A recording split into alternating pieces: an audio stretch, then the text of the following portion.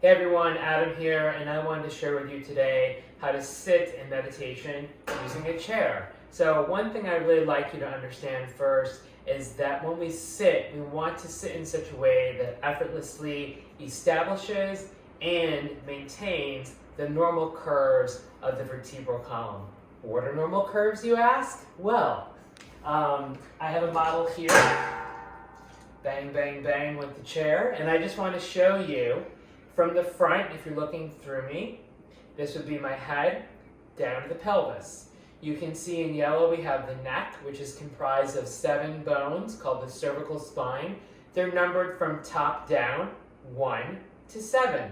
In orange depicted here on this model, we have the thoracic spine. They're numbered 12 bones, T1, all the way to T12. This is where we have the rib cage, the rib basket, we could say, to be more user-friendly, which houses the lungs, the heart, the diaphragm, and the other abdominal organs.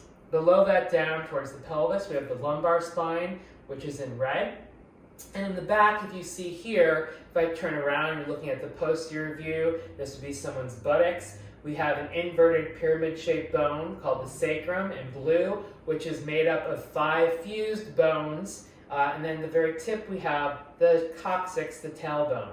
If I turn the model to the side, you'll be able to see that it's arranged in a series of curves. If we were looking at someone's backside, if you're looking at my posterior, the neck has a slight concavity, the thoracic spine a slight convexity, and the lumbar spine also a slight concavity. So when we're sitting for a period of time, we want to sit in such a way that these curves effortlessly arise out of the pelvis. If you look in the front, you can see up here on the yellow, the cervical, that the bones are rather small and delicate, supporting the weight of the head. As we move down towards the pelvis, here in the red, the lumbar spine, the bones really increase in mass and density, which renders this a weight-bearing structure. The vertebral column, unlike the walls of this room, which are linear, is most efficient at bearing weight when it's arranged in these series of curves. More often than not, though, we sit for long periods of time without these normal curves, which can put a lot of strain on the soft tissue as well as the discs. So when we sit for meditation, we want to sit high enough so these curves happen effortlessly. I'm going to show you a chair. This is just a metal folding chair. Notice it's not too high off the ground. Many chairs are about this height, a little higher, unless perhaps you have a bar stool at home. So if I'm sitting here in the chair, I want you to really hone in on the angle between my thigh and my trunk, specifically here at my hip joint. And most of us will probably be sitting in some sort of chair, unless we're on the shorter side, where the natural angle will be about 90 degrees or less. And what this does is it predisposes the pelvis, which you can conceptualize as the basin, the pot from which the spine lifts and grows out of, that the pelvis then will tend to tip backward like this if we're not cognizant. Now I can override this and use my muscles to go up and against gravity, but now I'm using a lot of unnecessary muscular effort. I'm not going to want to stay here for 10, 20, or 30 minutes for a seated meditation practice. So what I want to do is raise my chair up so that this angle increases from 90 to 120. That's the number we're looking for. So I have some folded blankets here. I'm going to take 5 of them to make this more demonstrative. And then when I take my seat, you can see this angle has significantly increased. I almost have 3 points of contact, my pelvis being 1 and the most weight-bearing, but this angle now invites my pelvis to move the opposite direction. Rather than here, previously, with the pelvis tucked under, which flattens the curve of the lumbar spine, now my pelvis moves slightly forward, as though my pelvis is resting upon my thighs, which brings the curve of my spine in.